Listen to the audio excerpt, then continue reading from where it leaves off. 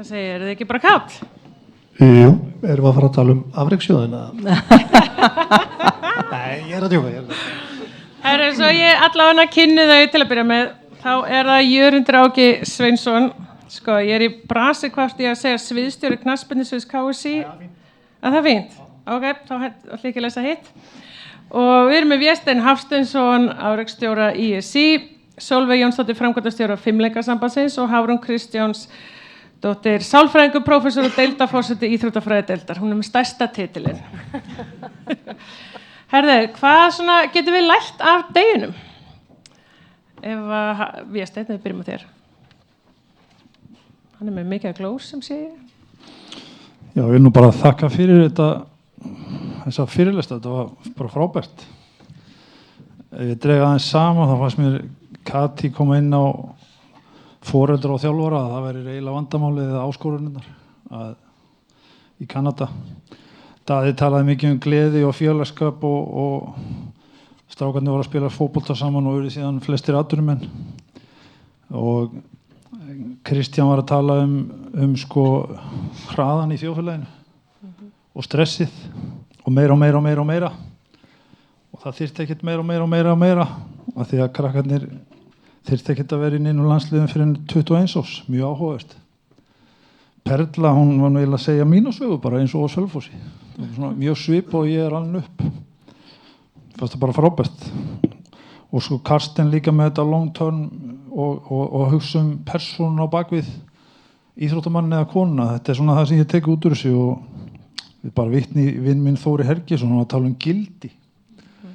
Þannig í restina values og það er það sem Þórir er alltaf að tala það er gildin á hvaða vegferð eru við, þannig að þetta er svona, ég tekið þetta saman það sem ég fannst mjög áhugavert. Flott, Sólveig, lært af deginum.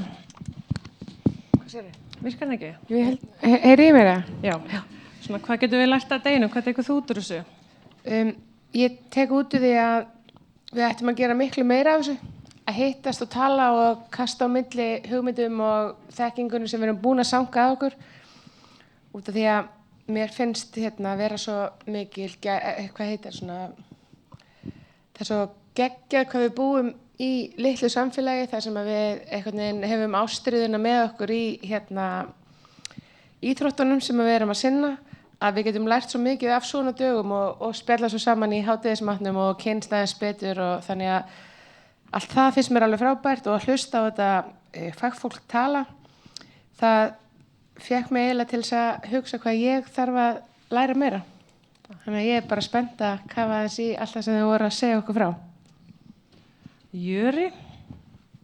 Já, ég tek undir það. Þetta er frábært dagur og frábært framtak, áhugaverðir fyrirlestrar. Við svo sem erum sammála það við Sólveig og Vésteinn og allir sem koma að þessu að við þurfum að tala meira saman og vinna þetta í sammenningu. Við erum lítil þjóð en við hugsum alltaf stórt og þannig hefur við að hafa það og mér finnst þetta mjög áhugavert. Ok, Hafrún, vilt þú bæta einhverju við?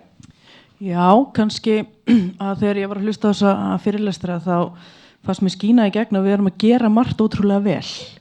Krakkar hafa tækifæri til að vera í mörgum íþróttum við leifum öllum að vera með mjög lengi og svona, það er mjög margt, tikkum í mjög mörg box og gerum hlutina vel og nokkur langar að gera betur og eðlilega öllum langar að gera betur en við verðum að passa okkur sko að við driftum ekki of langt í það bara bæta við, vera meiri professionals og eitthvað svona að því að ég held að við höfum bara ná langt af því að sko, krakkarnir geta leikið sér inn í íþróttahúsum og veist, ég held að sé ekki gott endilega að horfa til einhverja stóra þjóð og hvernig þeir eru að gera það.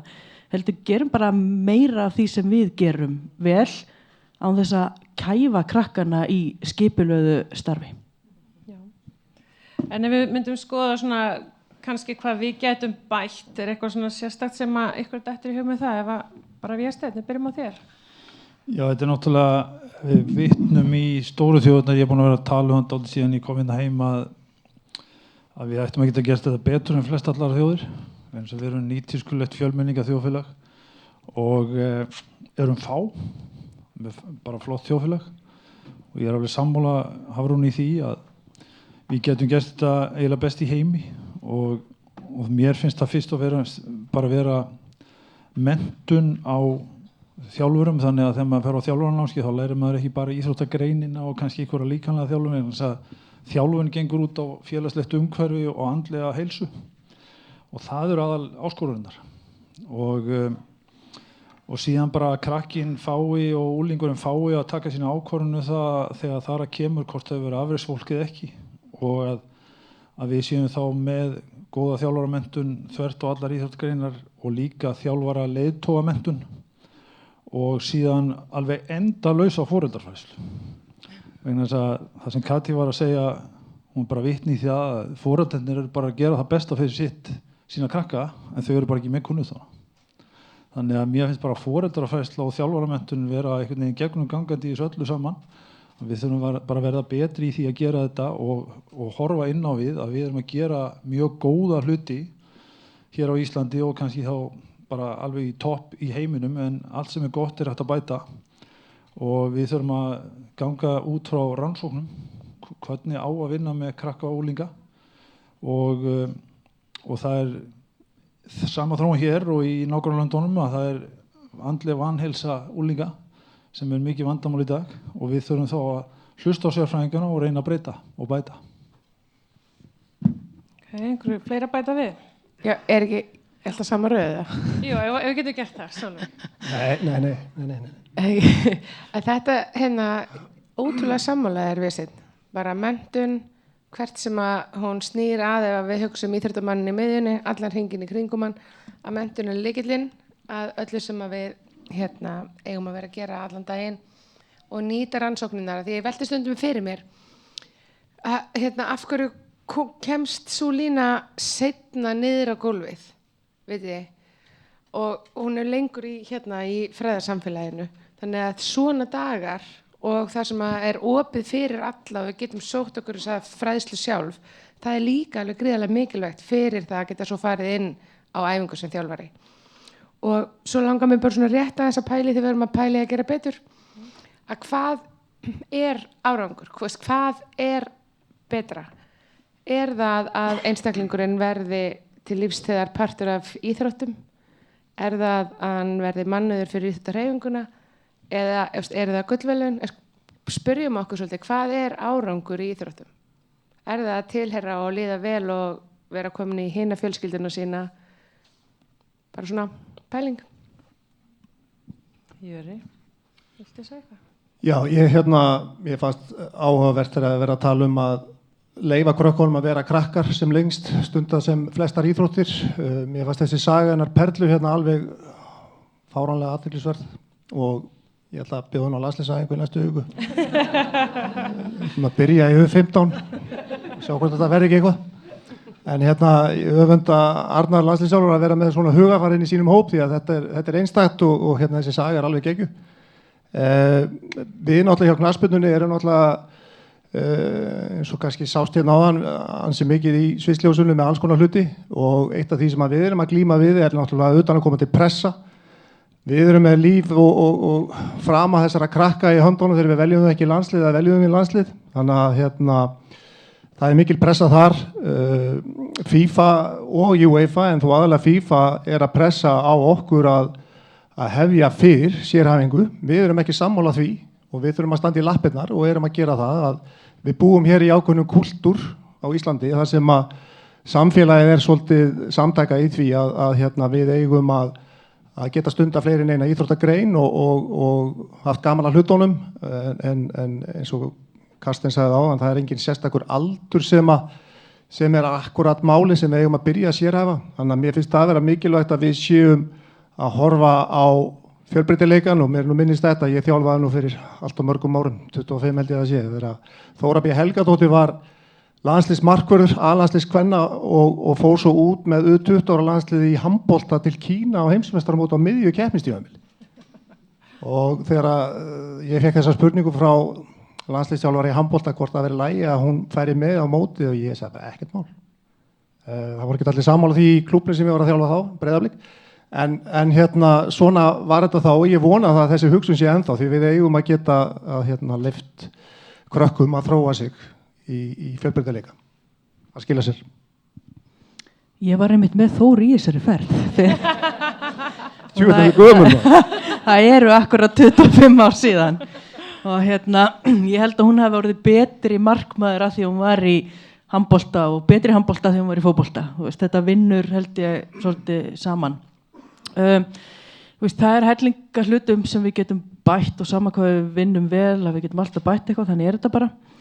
En mér langaði kannski að taka út punktin sem að Katie sagði með svona labeling á krökkum og sérstaklega á þeim sem eru efnilegir. Að því ég hef fengið svo mikið af ungum krökkum til mín, kannski svona aldrinum 17 til 21, eitthvað svo leis, sem eru mjög efnilegir og ég man eftir einum fótboltastrák sem kom til mín fyrir mörgum árum sem að lýsi svolítið svona hvernig þetta getur verið. Hann kemur bara til mín og hann var mjög efnilegur, líklega eitt sá besti á landinu, byrjaði snemma að spila í meistaraflokk og hann sagði bara það gera allir ráð fyrir því að ég verði atvinnumaður og ég spili í toppklúbbum í Evrópu. Það hefur enginn spurt mig hvort mér langi til þess. Mér langar það ekki.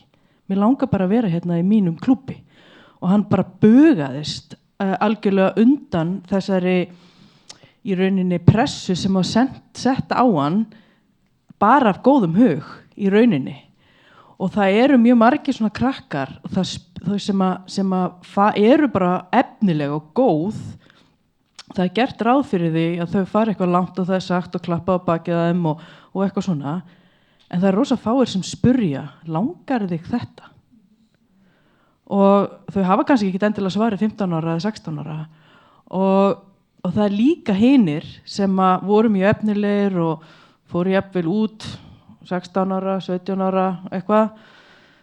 Eða spiliðu mjög snemma í meistaraflokk, eitthvað svoleiðis.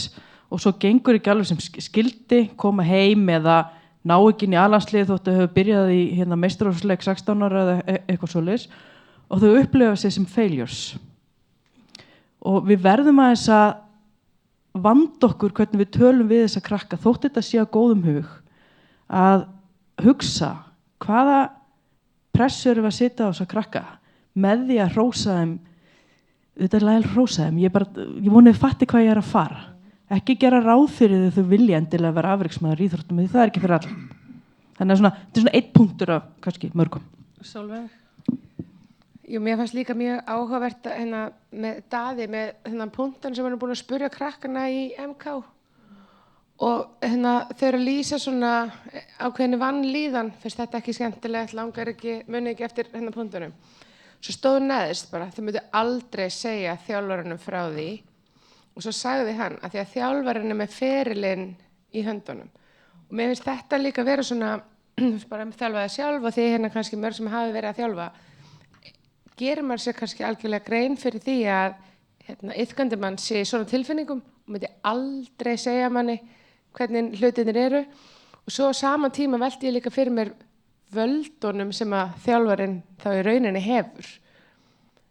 Og hvernig getum við aukið fræðslu til þjálfara út frá þessum punkti til þess að lyfta þessum ungu íþróttamönnum. Ég tek bara undir þetta vegna þess að ég er búin að þjálfa 2 ólympíumeistari í íþróttagrein. Það vildi enginn þjálfa þá vegna þess að þeir tikkuðu ekki í boxin. Einn var í körfubolta og einn var í íshokkí. Þeirra draumur var að ná árangri í þessum greinum. Annar hélt meira sem væri Michael Jordan endur kominn sko. Hann hafði það mikla trú á sér í körfubolta, hann komst ekki inn í akademi í körfubolta og hinn komst ekki inn í akademi í hockey og þeir vissi ekki hvað þeir átt að gera. Þeir fóru ekki að vinna með mér sem þeir voru 19 ára og síðan eru þeir ólympíumeistari 10 árum seinna. Þetta er svona típist dæmi hvað er hægt að gera ef fólk vill eitthvað og sem sagt, þarna tikka þeir ekki í boxin, hafur engin áhuga á þeim. Svo verða þessi menn bestu menn í heimi. Þetta er bæði sorglegt og gleðilegt að segja frá þessu. En svo vil ég segja eitt enn. Ég á 3 krakka sjálfur og það er mjög erfitt að vera foreldri og afreksþjálfari og ég spurði einu sinni 2 minni krakkana mína af hverju eru því í fótbolta og innibandi. Innibandi er rosalega stór íþróttagrein í Svíþjóð fyrir krakka. Það er bara vegna þess að kunningjar okkar eru þar. Það var bara eina ástæðan. Og svo ég búin að vera ráðgjafi, ég orðinn ansi gamall, ég búin að vera ráðgjafi út allt í hinum á þessum löndum og ég hef alltaf með eina spurningu þegar ég sit svona sem ráðgjafi með íþróttafólki og þjálfari. Ég spyr alltaf síðustu spurninguna. Af hverju þetta í íþróttum? Og það eina svarið sem alltaf það sama, alveg sama hvaða þjóðerni það eða hver það strákur sem 5 ára eða kallmaður sem 70. Þannig að ég hef verið að vinna á þessu bili. Af því það gaman. Og af hverju erum við þá að gera þetta leiðilegt? Með því að velja krakkana og snemma á móti þeirra ákvörðun. Af hverju eru við foreldrar að keyra þau yfirum? Af hverju eru þjálfararnir, af hverju eru allir að fara í atvinnumennsku? Það ekkert allir að fara í atvinnumennsku. Það 0,0 eitthvað %. Skilur, af hverju eru við í þessum pakka? Þetta ekkert annað en við þurfum bara að fræðast og við þurfum að fræða. Ég ætla aðeins að fá að grípa þetta því að Atli Guðnason, knattspyrnumaður, ég ætla bara að fá að segja ykkur eldsnögt frá smá verkefni sem að við erum að prófa í Hafnarfirði. Að það að við erum svona með eiginlega bumbubolta, við erum að kalla það, fyrir úlinga sem í menntaskóla aldrei og eru sem sagt hætt í fótbolta. Við fengum lista allavega hjá FH, hverjir eru hættir og eru þessum aldri og Atli sjálfur hringdi í það og spurði bara nennið að koma og prófa æfingar. Og það sem sagt að fjölga núna í hverri viku og við erum bara að reyna að búa til hóp, okkur langar bara að vita, þú veist, það hljóta að vera krakkar sem eru hætti í íþróttum en langar bara einmitt að koma og leika og hafa gaman. Draumurinn svo náttúrulega bara, þú veist, kannski erum við komið fram til að dómara, við getum sendið á dómarnámskeið og náðum, þú veist, inn í félögin. Þannig að ég vildi bara svona pinga ykkur með ykkur, ég mun einhvern veginn leyfa ykkur að fá frekari upplýsingar þetta því að mér finnst að kannski getið þið skoða þetta líka hjá ykkar félögum. Að það alveg fullt af krökkum með þetta hann úti sem vilja bara æfa og hafa gaman með vinnum sínum. Má ég bæta við þetta? Já. Eða spila landsleika móti Egyptalandi í kvöld eins og hann Viggo sem hætti handbolta í mörg ár og byrjaði svo aftur að æfa og stendur sér frábærlega. Nákvæmlega, maður veit ekkert, maður það bara náði minn. Hvað þetta með handboltan og geta bara hvað í gangi? Það gefast allir upp, já, ok. Nennir enginn aftur í fótboltan eftir að hafa hætt. Það hita allir upp í fótbolta í þessu landsliðinu. Já, ég veit það. Herri, það svo mikið af spurningum. Nú mikil tókstreita á milli íþrótta efnilega krakka og mikið í húfi fyrir hverja grein að halda í krakkana. Hvernig væri hægt að koma í veg fyrir þessa keppni börnin? Sólveig. Ég held að við að byrja alltaf. Já. Þú varst svo snögg upp. Það ekki samvinna? Samtal, samvinna íþróttafélaga í bæjarfélögum og tala við krakkana og leyfa þeim að æfa fleiri íþróttir, jafnvel þó stundataflan svona sé, kannski þetta að sleppa einn æfingu í, ég veit ekki hvað ég meina. Samvinna og samtal. Við, hann Píter sem hérna á Fremstabekk, hann hefur krönsað sportæflirgögnin og það kemur í ljós að ef þú sem sagt ert í 2 eða fleiri íþróttagreinum, þannig erum við að tala börn og unglinga, þá eru 10% líkur og þú hættir í íþróttum yfir höfuð. Ef þú ert í einni, þá eru 30% líkur. Og þetta svona eitthvað sem maður þarf kannski að segja metnaðarfulla handboltaþjálfarunum eða fótboltaþjálfarunum með 12 eða 13 ára gamla krakka. Heyrðu, leyfðu honum að sleppa einni að viku eða 2 eða hvernig sem það kann að vera. Gerðu honum kleift að vera í báðum íþróttum að því það líklegra hann haldi áfram í þinni íþrótt. Þannig að þetta alltaf hjálplegt. Mér finnst líka, ég tengd Val og það kom upp fyrir einhverjum árum að einhverjur þjálfarar í einhverju 4. flokk eða hvað það var, voru að rífast sem sagt, æfingatími hitt á sama tíma og það eitthvað sem að náttúrulega bara ætti ekki að geta gerst en ok, það gerist og stundum erfitt að búa til töflu og þjálfararnir fóru að rífast það sko, sem sagt, á hvora æfinguna, handbolta, fótbolta eða hvort körfubolti, maður ekki, leikmennir átt að mæta og það náttúrulega ekki þjálfarana, það félagsins og það á að vera í stefnu félagana að ef þú æfir hérna þá máttu bara æfa fleiri íþróttir. Þannig að við höfum að taka þetta úr höndunum af kannski ofmetnaðarfullum þjálfurum sem að munu alltaf fyrirfinnast og setja þetta í hendurnar á bara félaginu og setja stefnu í þessu. það skiptir ekki öllu máli þetta 12 ára krakki missi eina handboltæðingu eða eina fótboltæðingu á viku. Fleiri bæta við? Okay. Hvenær og hvernig afreksþjálfun, hvernig innremum við afreksþjálfun eða afreksstefnur íþróttafélaga betur? Einhver þarna? Ég held að þetta sé eitt af því sem að við þurfum öll að hjálpast að við. Það er að móta þessar stefnur innan íþróttafélagana því að við höfum nú rætt þetta mikið í fótboltanum að þetta er eitthvað sem vantar og þegar að nýjir starfsmenn, þjálfarar eru að koma inn í félögin þá er engin pakki sem fá í hendur, heldur það er bara sagt, þeir eru bara að gera svo vel, hérna eru 10 boltar, let's go. Þannig að ég held að þetta sé alveg rosalega mikilvægur þáttur í því að gera okkur enn betri. Það er að byrja því að vinna þessa stefnumótuna vinnu inn í félögunum sjálfum. Ég veit að samböndin eru að gera þetta. Við erum allavega búin að vera í mikilli vinnu með þetta hjá KSÍ og erum að uppfæra okkar stefnumótun og svo afreksstefnu líka. Þannig að við bara vonumst til þess að fleiri þá geti leita til okkar og við getum aðstofað ef áþarf að halda og erum tilbúin til þess. Þannig að þetta er eitt af því sem ég tel að sé mikilvægast í þessu. Það er að stefna hvers félag sé skýr og allir sé að vinna í sömu átt og þetta er sama með þá innan hvers félags að sjá til þess að krakkarnir geti stunda fleiri en eina íþrótt, jafnvel fleiri en 2. Þannig að þetta er alltaf þetta sjálfboðaliðin, hann þarf að taka ansið margt á sig. Þannig að gjörðu svo vel. Er þetta ekki bara hárrétt? Ég held að sé samt líka mikilvægt ef maður er að vinna inn í félagi að maður horfir svolítið í spegilinn og velti fyrir sér hvað kem ég með inn í félagi mitt, af því það er til svona klisjusetning sem er samt mjög sönn sem segir að menning hún tætir í sig alla stefnur. Þannig ef að menningin inn í andrúmsloftinu er ekki uppbyggileg og hún er ekki sönn, það er ekki samtal, það er ekki vinátta, að þá mun stefnan að öllum líkindum ekki dafna. Þannig að það þarf hver og einn að axla sína eigin ábyrgð sinni framkomu og samvinnu við aðra í félaginu.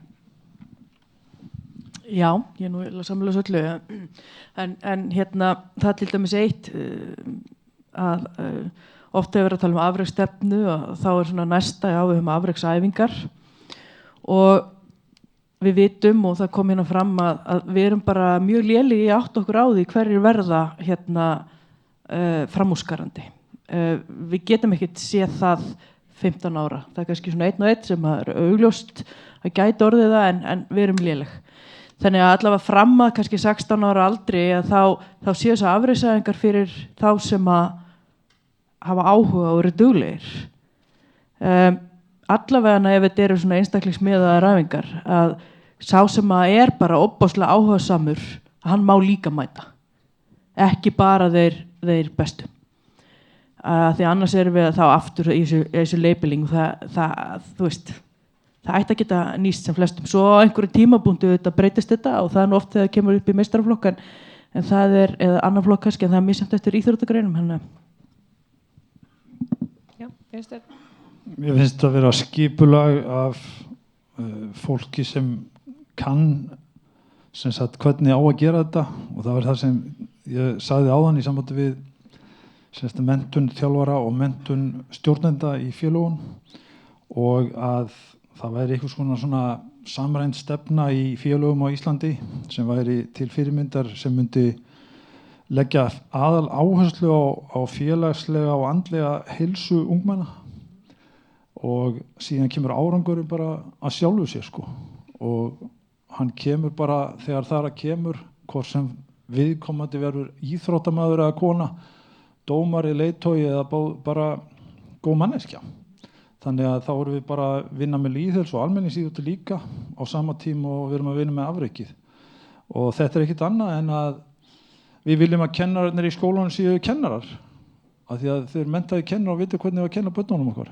Þá viljum við líka að þjálfararnir séu góðir og ég held að þjálfarar á Íslandi séu mjög góðir. En það er sem sagt hægt að bæta það og leggja grunninn að vandamálinu. Hver er rótin? Rótin er félagslegt umhverfi og andleg heilsa. Vegna þess að þá á að vera skylda hvers íslensk þjálfara að tala við viðkomandi þegar hann settur á bekkinn. Og ég kemur úr íþróttagreinum það sem er ekki settur á bekkinn. Vegna þess að það er bara einstaklega íþróttagrein, en þegar þú ert settur á bekkinn og til dæmis var sagt við son minn út í Svíþjóð að hann ætti ekki að spyrja af hverju, hann ætti bara að æfa meira. Þá erum við komin út í tóma vitleysu. Og hvað gerist? 95% af öllum hans kunningjum, hann er 20 í dag, eru hættir. Af hverju? Út af svona, í flestu tilfellum út af ykkur svona. Því miður. Og við höfum ekki látið þetta gerast hér. En nú eru til dæmis mörg félög með nokkra deildir og krakkar eru að æfa með 2 eða 3 íþróttir og þess aftar. Allar deildirnar eru með svona sína eigin afreksstefnu í raun og veru, en svo eru afreksstefnuna kannski milli deilda ekki að tala saman. Ættu íþróttafélög að reyna að setja einhverja, ég ætla ekki að segja námskráin, setja einhverja svona línu þannig að deildirnar séu svolítið samtaka, því þá græðu þau öll meira á íþróttafólkinu. Má ég taka þetta? Já.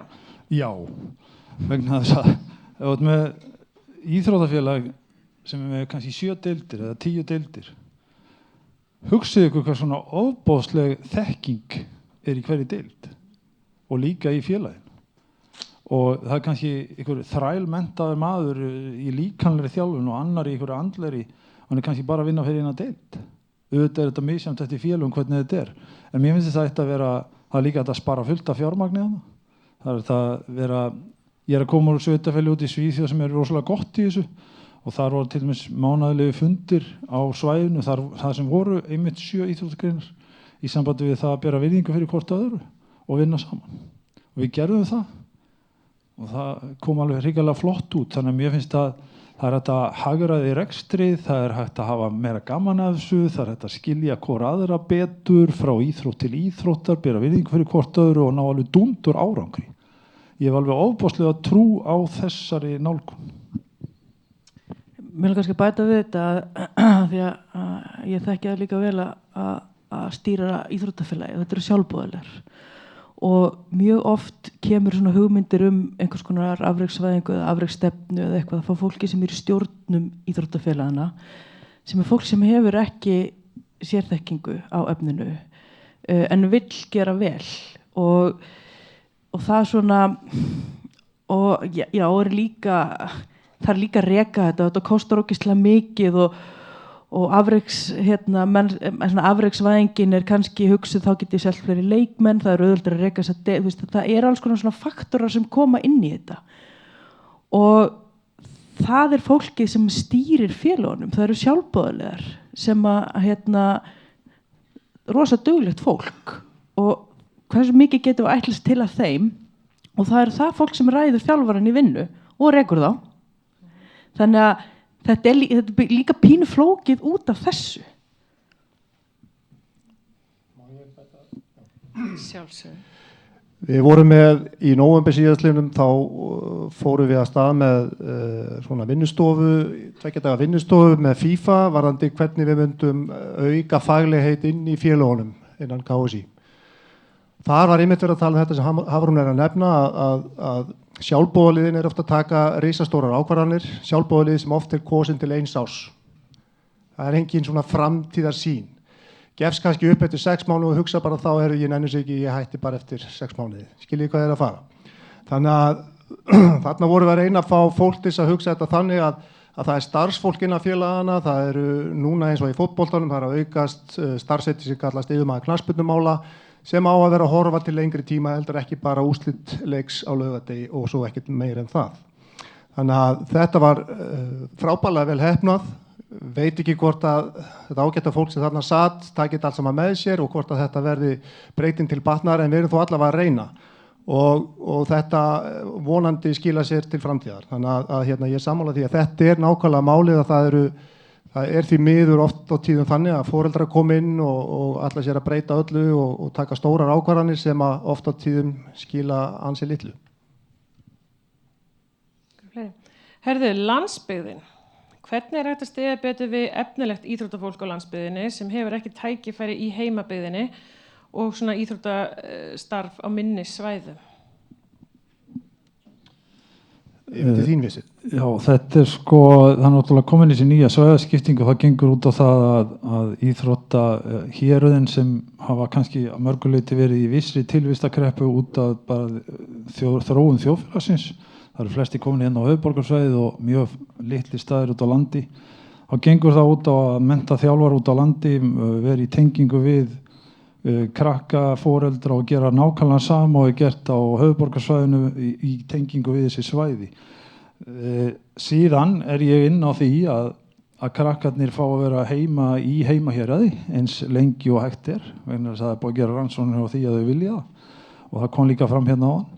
Þess vegna finnst mér það ekki að skipta máli á Íslandi hvort þú býrð út á landi eða hvort þú ert hérna á höfuðborgarsvæðinu að þú getur fengið fagþjónustu í gegnum íþróttahreyfinguna og það sem sagt verið að vinna í því núna í samvinnu við sveitarfélögin og þessi svæði og skólakerfið. Sjá til þess að afreiðsbrautir út á landi séu góðar með fagmenntuðu fólki. Þannig að ég held að það séu mjög mikið sóknarfæri þarna.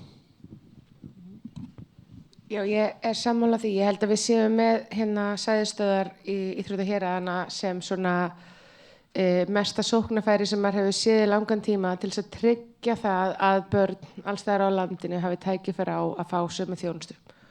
Og það er bara frábært og veri hérna gaman að sjá okkur öll einhvern veginn svona leggja okkar á mörkum við það að reyna að styðja við að það náði fram að ganga að við getum í sameiningu sem hreyfing hjálpa staði að styðja öll börn af því að þau öll skilja að fá tækifæri. Glimti einu þannig líka í sambandi við þetta að það er hvatasjóður í sambandi við fatlað og krakka verðundum uppruna mjög mikið vægt líka í 4% af krökkum undir 20 ára í Íslandi sem eru fötluð sem eru í íþróttum. Þess vegna kom allir með verkefni á laginnar og þessir hópar mjög mikið að fá það inn í þjóðfélagi okkar, fá inn í félögin okkar og þau fáið þá fagþjónustu sem þau þurfa. Vésteinn, það er önnur spurning hérna til þín, eða spurning til þín. Samræmast þær upplýsingar sem komið fram hérna í dag þeirri stefnu sem þú ert með í huga fyrir afreksumhverfi á Íslandi á næstu árum? Já, að gera það algjörlega vegna þess að ég er búinn að vera þjálfari út í heimi og síðan kem ég heim og er að búa til með öllu því fólki og allir hreyfingunni þessa nýju umgjör í sambandi við afreksíþróttir sem tengir síðan út í félögin og deildirnar og svæðin og skólakerfið og atvinnulífið og svo framvegis þannig að við séum öll vinna í þessu saman, ríki og sveitarfélögin og íþróttahreyfingin. Og allt sem hefur komið hérna fram byggist meir og minna allt á rannsóknum og þess vegna stemmir þetta alveg á miða við þá nálgun sem ég er með og það sem ég hef verið að tala vegna sem ég byggið á rannsóknum. Ok, ég ætla að grípa þetta hérna því að hér er önnur spurning, auðvelt er að segjast vilja vinna eftir rannsóknum en hvaða skref ætlum við að taka, hvernig ætlum við að styðja betur við umhverfið og hvað getum við gert strax? Þetta er til mín. Já, bara meðal annars. Bara greip þessa rannsóknarsetningu þína. Já, sko þessi vinna er bara í gangi og búin að vera í gangi í 1,5 ár og við erum að fara að innleiða núna það sem við kallum Afreksmiðstöð Íslands og á alþjóðlegu máli Tíma Ísland sem gera það verkum að það er stjórnstöð sem stjórnar afreksíþróttum út í landið og á svæðinu hér og inn í þessum pakka er ansi mikið og það er vinna með félögin, vinna með deildirna, vinna með sérsambandunum í gegnum sérsambandunum út í hreyfinguna, út í svæðin og út í afreiksbrautir framhaldsskólana og fyrst og fremst bara að fagmennska sé í fyrirrúmi og sé unnið eftir rannsóknum og þeim fylgt. Þannig að þeir sem ekki að fara eftir því sem gert alþjóðlega og að við séum ekki heldur að herma eftir eins og ég var rosalega ánægður með því Jörundur að þú ert að fá pressu frá FIFA og UEFA að fara lengra niður í aldur og þú styður það ekki. Mér finnst það flott. Vegna þess að við hér eins og ég segi, við erum ekki gamaldags þjóðfélag eitthvað staðar á Hjara Veðaraldar, við erum nýtískulegt þjóðfélag. Þá erum við að leiða þessa vinnu. Já, ég myndi halda það sem að verum, að því að spurningin átti svona svolítið við daginn í dag, eða ekki, skildi ég ekki rétt. Að þá held ég að það sem er nauðsynlegast í íþróttasamfélaginu okkar í dag er að tryggja það að sérsamböndin okkar haldi lífi og sem sagt nái andanum og hérna geti haldið áfram að þróa sig í átt að sem sagt nútíma og framtíðar sín sem að snýra því að innlega rannsóknar niðurstöður inn í alla sína vinnu. Það eru sérsamböndin sem eru að ráða landsliðsþjálfarana, það eru sérsamböndin sem að þurfa að tryggja menntun þjálfara á gólfinu. Þannig að það er mitt svar, þið veitir alltaf hvaðan ég kem, en það er að styðja við sérsamböndin. Scrambling there. Herðu, Jöri, ég ætla að fara aðeins á þig. Í mörgum íþróttafélögum virðist knattspyrna ekki vilja fækka æfingum eða hafa æfingar ekki á sama tíma aðra greinar. Hvernig lögum við hugarfarið þarna? Það er þetta með að félögin móti sér bara sína stefni í þessu. Það er undir félögunum komið að hafa þetta í lagi og ég nú er þó nokkuð síðan að ég var inn í félagi en ég veit ekki alveg sko hvort að samtali sé gott innan hvers félags, þar að segja milli deilda. Nú eru konir íþróttastjórar í mörg félög sem eiga að halda utan skipulag og sjá til þess að krakkarnir geti æft fleiri en eina íþróttagrein og jafnvel fleiri en 2. Þannig að auðvitað er það þannig að fótboltinn er fyrirferðar mikill, við vitum það alveg og gerum okkur grein fyrir því en það er ekki þar með sagt að það sé ekki hægt að samræma fótboltan með öðrum greinum. Rannsóknir Vésteins segja okkur það að þetta skilur sér allt saman. Ég er búin að gleyma spurningun, ég stundum bara að feita út sko. Ég sá svipin á þér, ég er að lesa alla spurningarnar, ég hef ekki hugmynd hvað ég var að spyrja. Var þetta ekki eitthvað rannsókn? Knattspyrnu að þeir ætti að kannski vera tillitssamari. Já, ég ætla ekki að svara fyrir knattspyrnuna. En ég held þetta, þú veist, svona bara, og ekkert bara fótbolta, bara að því það er líka alveg ofurmetnaðfullir handboltaþjálfarar og körfuboltaþjálfarar og allt þetta, að bara fá þjálfarana til að skilja að það er best fyrir börnin að vera í mörgu og það mun ekki vera einhvers konar do or die fyrir þeirra feril í hvað íþrótt sem er, hvort að æfi handbolta eða fótbolta eða körfubolta eða eitthvað 2 sinnum í viku eða 3 sinnum í viku eða 4 sinnum í viku þegar þú ert 12 ára. Þannig ég held að það sé bara þessi skilningur og svo þessi pressa á að vinna eða skila titlum, það er, þú veist, náttúrulega ítir undir þetta. Eða bara að við bara munum að 5-leikar er besti grunnur fyrir allar íþróttir. Það eru allir velkomnir í 5-leikar. Þetta eru 3-4 tíma æfingar alla daga. Við hitum allavega ekki upp í fótbolta. Eitt sem ég langar til að nefna því að við erum að taka hana dag saman. Það sem að sló mig í dag, það var vídeó af buguðum norskum drengjum á leið í landsliðsumhverfi og ég vona að þið trúið þegar ég segi ykkur, þetta er ekki svoleiðis hjá okkur. Ég veit ekki hverjir er að í fyrsta lagi að varpa þessu inn á netið þegar þeir kannski eru búin að greina vídeóið því að við viljum að krakkarnir sem koma inn í landsliðsumhverfi og okkur upplifi það að þetta sé faglegt að sjálfsögðu en þetta á líka að vera gaman og það má gera mistök. Það er alveg gríðarlega mikilvægt að krakkarnir upplifi það að það er engin dæmdur af einhverjum mistökum. Auðvitað viljum við fækka þeim og allt það en við erum heldur ekki að stíga á krakkar sem er að koma inn í okkur umhverfi leið og þau gera mistök. Ég er nú búin að vera það lengi í þessu, ég held ég sé að nálgast 200 landslíki sem þjálfari. Ég held ég hafa aldrei valið í landslið út frá einhverjum mistökum á æfingu eða einhverju slíku. Það er lengri tími sem fer í það að meta það hvort að viðkomandi getur spila fyrir landsliðið eða ekki. Þannig að þetta kannski súmerar upp þá stöðu sem er í Noregi að norska karlalandslið hefur ekki komist á stórmót síðan 2000. Þannig að ég sá framtíðarlandslið Noregs að þetta lítur bara vel út fyrir okkur. Ok, svo það eru svona nokkra spurningar sem snúa svona hvernig getum við auðvelda krökkum að stunda fleiri en eina íþrótt því það er oft pressa að velja fyrir 16 ára aldur og einnig að það bara hreinlega kostar svo mikið að vera í mörgum íþróttagreinum. Hvernig var að ræða það?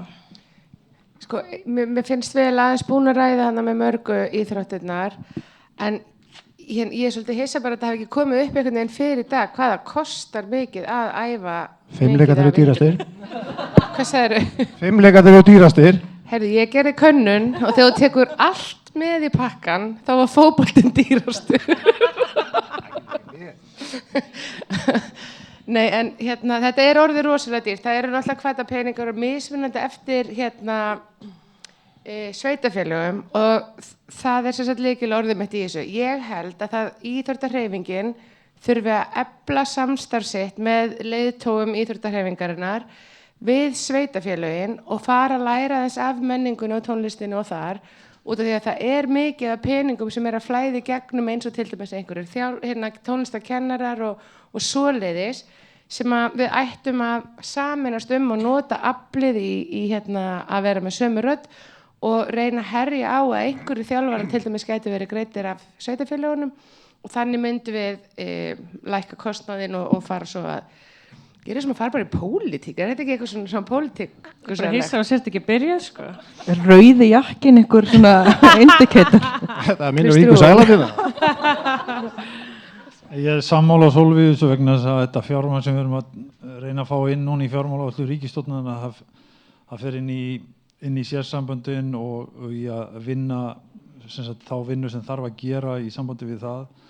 Síðan fer þetta þegar kemur að því að gera þetta sem við vorum að tala hérna er ég sammála að það þarf að herja sveitafélögin eins og sveitafélögin mörg að gera frábæra hluti í sambandi við mannvirki og annað en það þarf samræmda sveitarstjórnarstefnu hér á Íslandi í sambandi við hvernig maður vinnur að íþróttamálum og reyna að vinna saman og vera góð í því að maður getur unnið saman þó þessi keppinautur. Við getum alveg unnið saman í sambandi við hagræðingu og annað vegna þess að við erum að átta okkur á því að við erum langt hérna út í Atlantshafi, við erum rosalega fá þannig að innkoma á leikjum og mótum er mjög lítil og það það sem skilur okkur frá öðrum löndum. Það eru 40 sinnum fleiri sem búa í Hollandi og pínulítið land og svo hoppaði upp í rútu og keyra til Þýskaland Þannig að á hvert fótboltaleik í Stokkólmi til þess að 30.000 manns á hvert fótboltaleik. Þannig að innkomin engin og það gerir það verkum að þetta miklu erfiðara hér og þá verða þeir aðilar sem stjórna þessu, sem sagt alþingismenn og konungur, ríkisstjórn og sveitarfélögin að koma inn með fjármagn á móti atvinnulífinu. Ég ætla að taka smá litla skápi. Nú farið að halla undan fæti í hreyfingunni innan skólakerfisins. Hvernig getum við stutt skóla í að stuðla aukinni hreyfingu og íþróttaiðkun, svona leikfimiss tengt og þess aftar? Fjölga íþróttatímum. Hafandi verið kennari í 20 og eitthvað ár í íþróttakennslu að þá eins og kom hérna framhaldi í morgun að þá það eina greini sem kannski hefur ekki fengið eitthvað fleiri tíma eða mínútur. Þannig að auðvitað eigum að fjölga íþróttatímum í skólakerfinu. Við eigum að vera með hreyfingu á hverjum degi. Hún getur verið fjölbreytt og fyrir mér það bara no-brainer. Það var bara að kýla það í gegn. Viðsteinn, yfir þín. Já, þetta bara spurningum að hitta þetta fólk sem stjórnar. Hvort sem það á vegum ríkisins eða sveitarfélagana eða í skólakerfinu. Og þau þurfa að fá þessa mentor sem við erum að tala líka. Alveg eins og stjórnarmenn og konur í félögum eða sérsamböndum. Að við þurfum bara öll að hækka okkar grunnkunnáttu á hvað heilsa er. Andleg og líkamleg heilsa og þá öllum þeim peningum sem varið í það að koma í veg fyrir að fleiri fari í sjúkdóma hvort þeir eru andlegir eða líkamlegir því þeim peningum vel varið og íþróttahreyfingin er langt best til þess að taka þetta áfram í þjóðfélaginu með ráðamönnum og konum þjóðarinnar.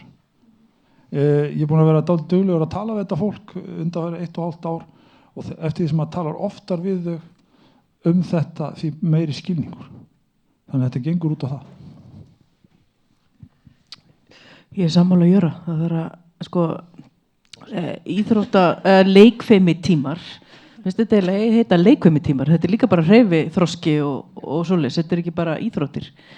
Eins og staðan núna er þetta 3 tímar á viku. 3 tímar í íþróttasal og 1 í sundi. Já, eða þá bara mæta í gimmið. Það maður fór út í göngutúr, það má gera. Nei, ég er að segja að sumir ekki einu sinni með skipulaða íþróttatíma eða leikfimitíma og við þurfum að það á náttúrulega ekki að vera þannig því að námskrá á það ég veit það en við þurfum að það þarf að efla leikfimi í skólum. Þetta er ekki að kalla þetta leikfimi, sko. Mér finnst leikfimi gott orð. Leikfimiskennari. Já. En sko, ég ætla að vera sammála þeim og það er líka fullt af starffræði sem er hægt að kenna úti í íþróttum og það er alls konar hægt að svona samþætta inn í þá hérna námsgreinina leikfimi og ert þú ekki að vinna í ráðuneytinu? Sko? Já. Check. En ég ætla að segja, ég hérna fekk hann Erling Richardsson til minn í hlaðvarpi, Klefinn, og hann fór að tala um leikfimikennslu, við þurftum að efla leikfimikennslu, þetta var orðið svolítið mikið dúlleri og svona, og hérna, ok, hann orðaði það kannski ekki þannig, en allt í lagi. En 2 dögum seinna satt ég á fundi með bæjarstjóra Hafnarfjarðar og sagði, heyrðu, þú þorðir að taka símann úr skólum og nú þurfum við að laga leikfimi, þannig að við erum í samtali um það allavega í Hafnarfirði. En varst þú með spurningu?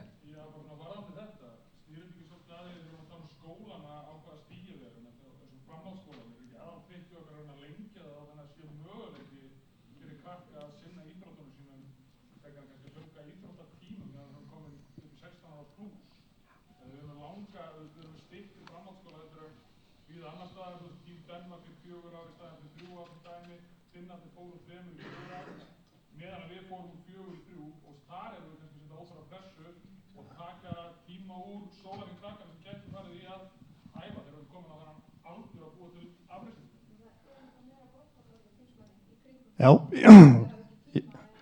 þetta er frábæra spurningar hérna. Ég, hafandi verið kennari í framhaldsskóla og bæði fyrir og eftir þessa styttingu, að þá var þessi stytting algjör katastrófa. Sérstaklega fyrir þessa krakkar sem að vilja stunda íþróttir og vera í einhverjum tómstundum, að þá er þetta bara því miður staðan. Og ég held að ég er nú ekki með einhverja rannsóknir á bakvið mig, en ég held að ég sé að lesa leikinn þannig, hafandi bara verið inn í skóla og verandi sjálfur með börn inn í þessu kerfi, afrekskrakka, landslískrakka sem að hafa verið mikið frá vegna íþróttaiðkunar, þá skiptir máli þessi mikil sveigjanleiki í þessu. Og það var hér einhvern tíman pælingvarandi samþættingu afreksíþrótta og skóla. Þetta er brýnasta verkefni hans Vésteins, að mínu mati, því að kostar kannski ekki rosalega mikla peninga, en þarna þarf að eiga sér, eins og við erum alltaf að tala um, einhvern samtal. Og við hjá KSÍ fórum að stað hér fyrir nokkrum árum og byrjuðum með landsliðsæfingar á virkum dögum. Það var allt brjálað og er ennþá allt brjálað. En þetta einhvern veginn virkar og þetta er ekkert svona mikið mál. Við erum með krakkar sem er í leiklist og fara í mánuði burtu í æfingar hjá Þjóðleikhúsinu. Það er ekkert vandamál. En leið og þú ferð á æfingu, hvort það er fótbolti eða handbolti eða fimmleikar, reynum að tvinna þetta saman, og þá er ég sérstaklega að tala eins og með framhaldsskólan, því að grunnskólinn, það er ekkert vesen. Það eru 10-15 starfsdagar á ári og þetta er ekkert mál. Ég er alveg búinn að átta með þessu og þarna verðum við bara líka að vera alveg heiðarlega við okkur og bara segja bara hlutina eins og þeir eru. Því ef við ætlum að ná ennþá meira árangri, þá verður þetta að vera í lagi. Mér langar að bæta við þetta að því að þessi krakkar sem eru mjög góðir í íþróttum, þau eru oft mjög metnaðarfull og líka í skóla og þau geta valið sér áfangakerfi og tekið framhaldsskólann á 4 árum. Þau geta líka komið í háskóla og ekki tekið BS-próf á 3 árum heldur en 5 eða 4 eða eitthvað svoleiðis og ég myndi alltaf mæla með því. Það breytir ekkit öllu hvort að þú komur út á vinnumarka 25 ára eða 27 ára, þú átt hvort er 40 ár þarna eftir, þannig að hvort þú sért verkfræðingur 38 ára eða 40, ég er ekki alveg viss um að það breytir lífiðinu, en við þurfum kannski líka, þetta snýstum bara líka svona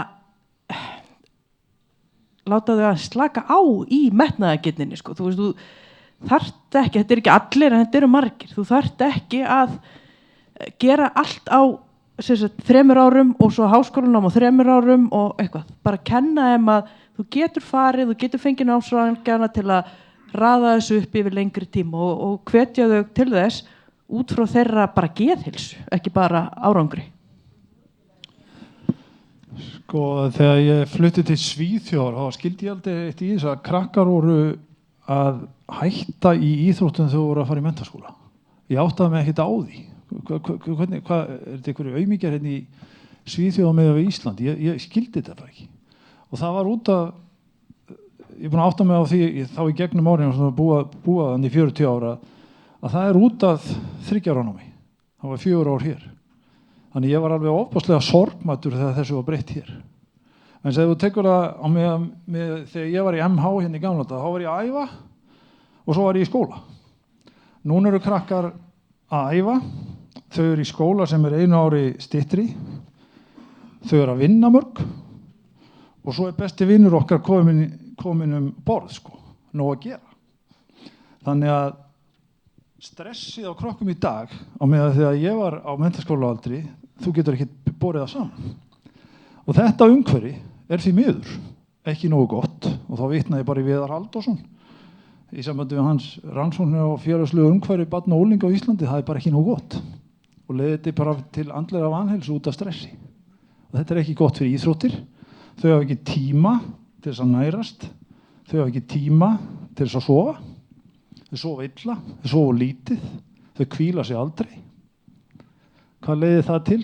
Meiðsla, andlega vanheilsu, þá þurfa að fara í meðhöndlun í stæðan fyrir að koma í veg fyrir vandamálið. Og þá er eitt af þessu, við þurfum að stjórna því íþróttahreyfingin að sjá til þess með kannski menningunni að breyta þessu aftur. Og allavega með þá sem eru í einhvers konar svona umgjörð, þannig að þau geti farið í gegnum þetta og lifa þetta af. Og svo náttúrulega var ég mjög hissa á því líka að þegar ég kom að þetta sé ekki betri í skólakerfinu en það er í sambandi við hliðrun í námi þegar fólk er að ná í ólympíugull eða hvað það er út í heimi fyrir skilur okkar fólk.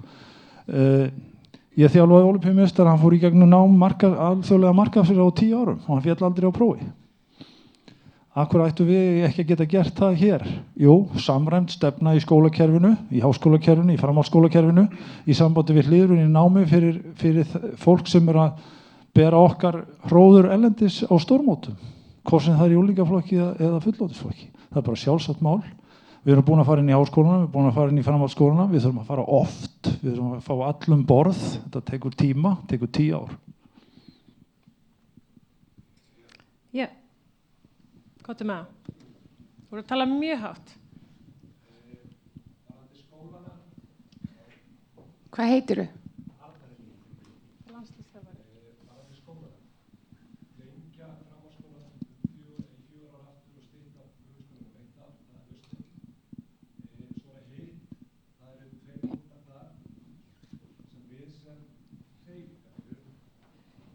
Það er einhverjir að hlusta heima.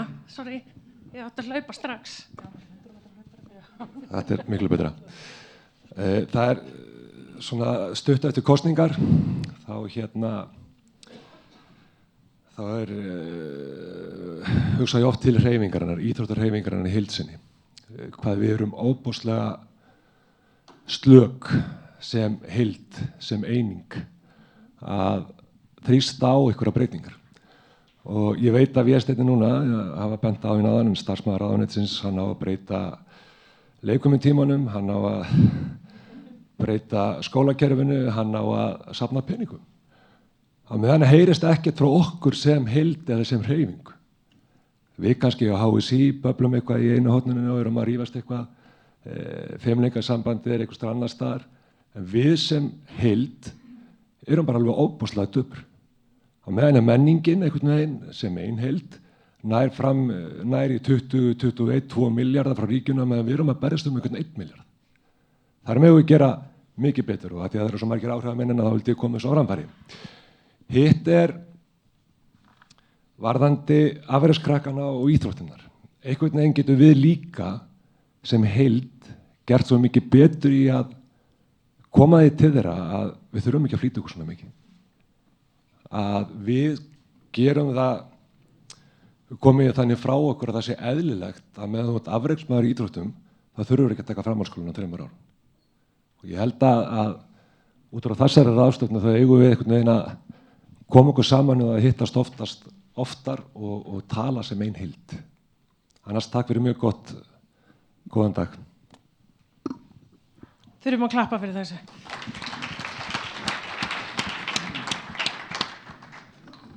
Þannig að við erum að stofna byltingu. Hvað segir Sólveig, vilt þú byrja? Já, ég Svo þeir sem að þekkja mig hérna í íþróttahreyfingu, þá er ég sem sagt mjög oft að segja þetta. Bara gerum þetta saman. Ef við erum með röddin okkar saman, þá verðum við miklu sterkara afl og hérna, við erum svona að reyna að vinna meira saman en við höfum gert í gegnum árin. Þannig að þetta allt, þú ert velkomin með. Þannig það verður gott.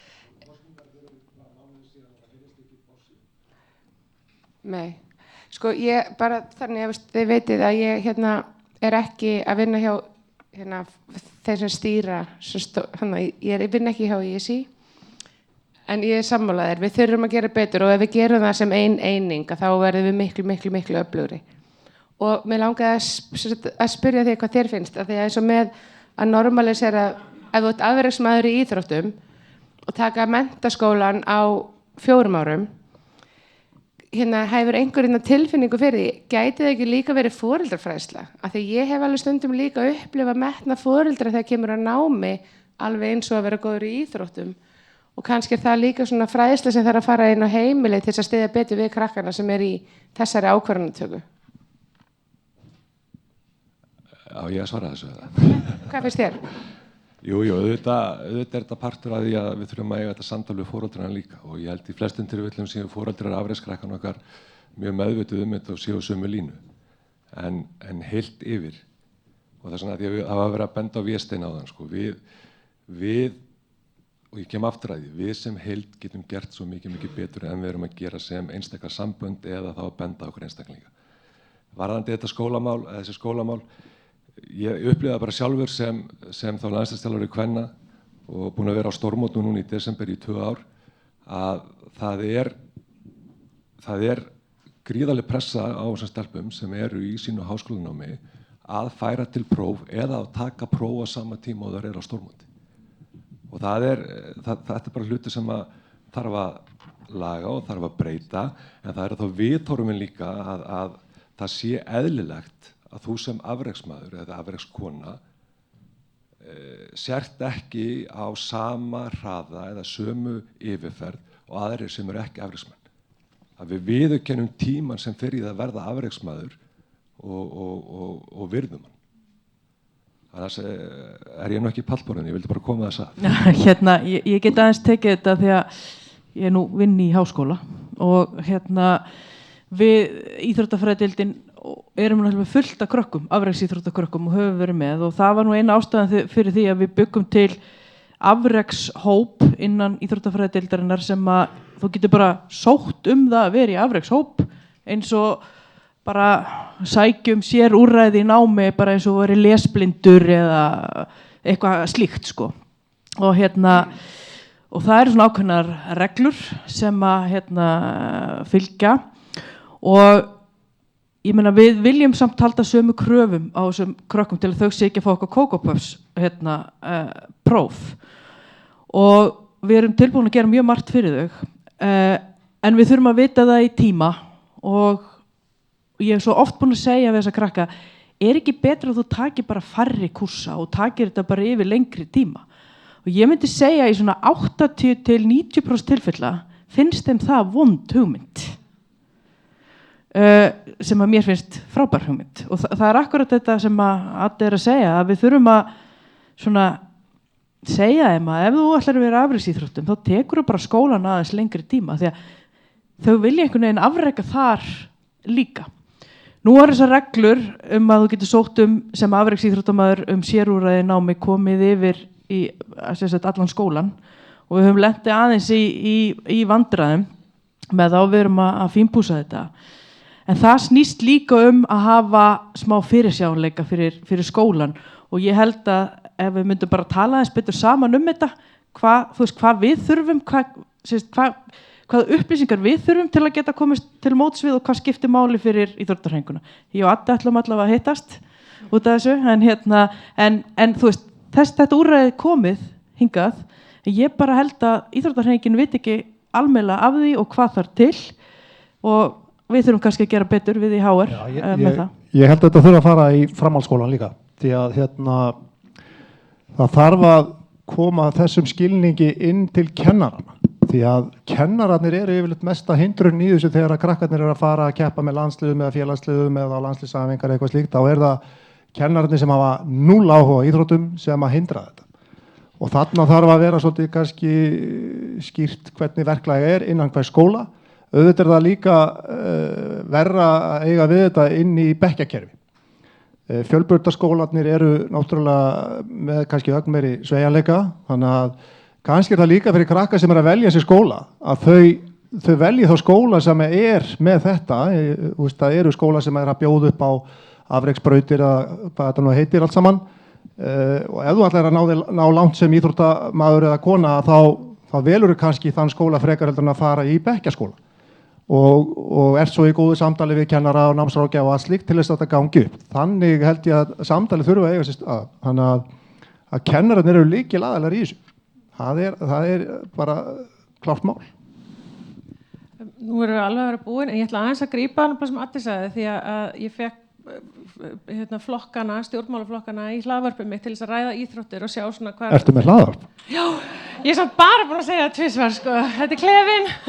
Nei, en ég fekk þau til að koma og Ásmundur, hann mitt sagði þetta, bæði on camera og off camera, að íþróttarhreyfingin, hún væri bara svo stillt, að þú veist, það var bara auðvelt að eiga við okkur og þess aftar, hann var alveg að reyna að hvetja okkur til þess að standa meiri saman, vera með meiri læti, minna meiri á okkur og þið sjáu, þú veist, eða kvikmyndasjóðir þegar við vorum að fara að fá eitthvað, þá allt í einu var Kormákur og Baltasar Kormákur komið með einhverja svaka grein og einhver nöfn með sér, þannig að bara daginn eftir að við fengum 600 milljónir, fengum þau 200 milljónir, veist, og svo bara strax daginn eftir það, þá voru þau farin að stað með næstu herferð.